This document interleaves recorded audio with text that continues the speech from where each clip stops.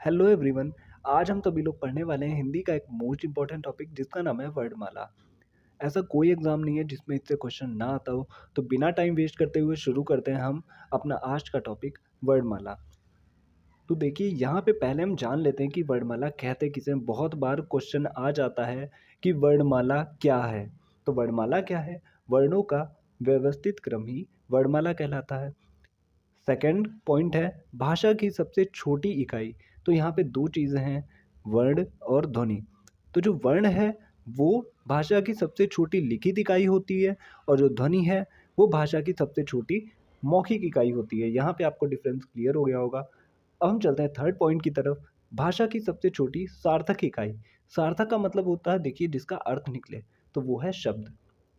अब हम बात करते हैं वर्ण के भेद। तो वर्ण के दो भेद होते हैं, स्वर और व्यंजन। थर्ड पॉइंट है हमारा स्वरों की संख्या।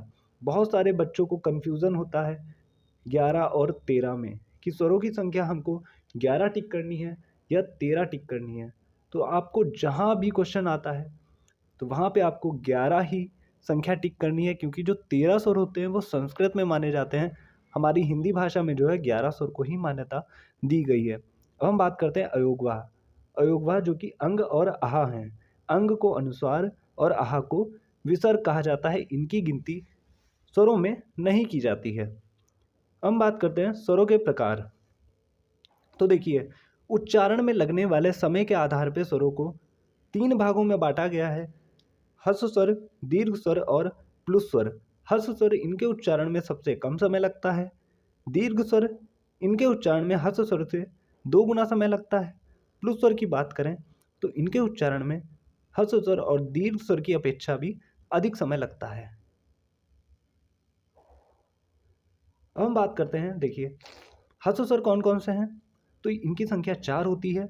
इनको मूल स्वर भी कहते हैं। पेपर में बहुत बार क्वेश्चन आया है कि निम्न में से कौन सा स्वर मूल स्वर है। तो आप जान लीजिए, 4 जो होते हैं, छोटा आ, छोटी ई, छोटा ऊ और रीर, ये ह्रस्व स्वर कहलाते हैं। अब हम बात करते हैं दीर्घ स्वर की। तो इनकी संख्या होती है 7। तो देखिए, 7 और 4 का योग 11 बन जाता है। तो हिंदी भाषा में 11 ही स्वर हैं। यहाँ से भी आप अंदाजा लगा सकते हैं। दीर्घ स्वर बड़ा आ, बड़ी ई, छोटा ऊ, ए ओ और औ होते हैं। प्लुस स्वर की बात करें, जिनके उच्चारण में अधिक समय लगता है, जैसे हम ओम का जब उच्चारण करते हैं तो वहाँ पे देखते हैं कि हमें अधिक से अधिक समय लग रहा है, तो वहाँ पे प्लुस स्वर होता है। हम बात करते हैं संयुक्त स्वर की। संयुक्त मतलब ही होता है जो कि 2 के योग से बना हो। तो ऐसे स्वर 4 होते हैं, ए ओ औ। ए जो है आ प्लस ई से मिलके बनता है। ए जो है आ प्लस ए से मिलके बनता है। ओ आ प्लस ऊ से मिलके बनता है। औ की बात करें तो आ प्लस ओ से मिलके बनता है।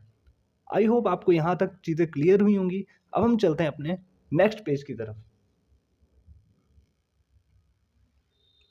हम आ चुके हैं अपने नेक्स्ट पेज पे। अब हम बात करते हैं नेक्स्ट पॉइंट जो है जीभ के आधार पे। देखिए, जीभ के 3 भाग होते हैं, अग्रभाग, मध्य भाग और पश्च भाग। तो उसी के आधार पे स्वरों का भी विभाजन किया गया है, अग्र स्वर, मध्य स्वर और पश्च स्वर। आपको इतना पता लगाना है कि कौन सा स्वर जीभ के किस भाग से बोला जाता है। अब हम बात करते हैं अग्र भाग से। देखिए, छोटी ई, बड़ी ई, ए और ए बोले जाते हैं।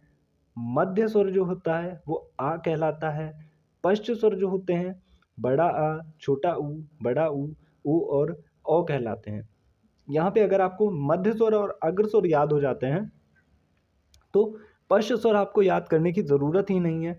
उसके बाद केवल यही बचते हैं। अब हम बात करते हैं ओठ आकृति के आधार पे।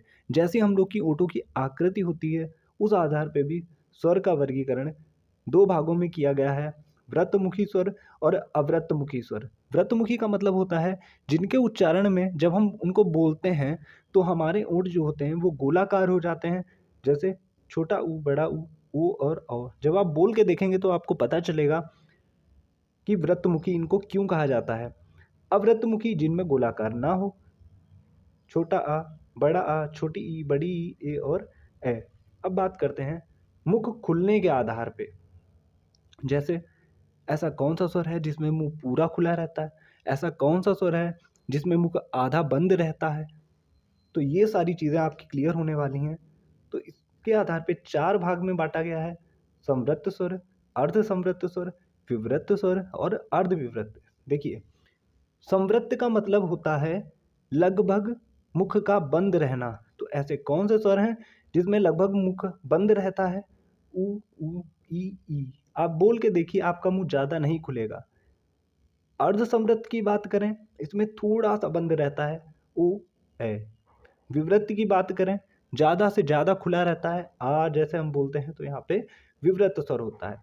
अर्धविवृत्त की बात करें तो इसमें भी आधा ओपन रहता है, छोटा आ, ओ और ए। ये स्वर अर्धविवृत्त में आते हैं। अब हम बात करते हैं जातीय आधार पर, सजातीय स्वर और विजातीय स्वर। सजातीय स्वर जिनकी जाति एक जैसी हो, जैसे बड़ा आ कैसे बनता है? जब दो छोटा आ मिलते हैं तब बड़ा आ बनता है। बड़ी ई कैसे बनती है? जब दो छोटी ई मिलती हैं तब बड़ी ई बनती है। बड़ा ऊ कब बनता है? जब दो छोटा ऊ मिलते हैं। तो इसीलिए इनको सजातीय कहा जाता है, और विजातीय जो कि अपने संयुक्त स्वर थे उनको विजातीय कहा जाता है। तो यहीं पे हमारा फर्स्ट पार्ट कंप्लीट होता है।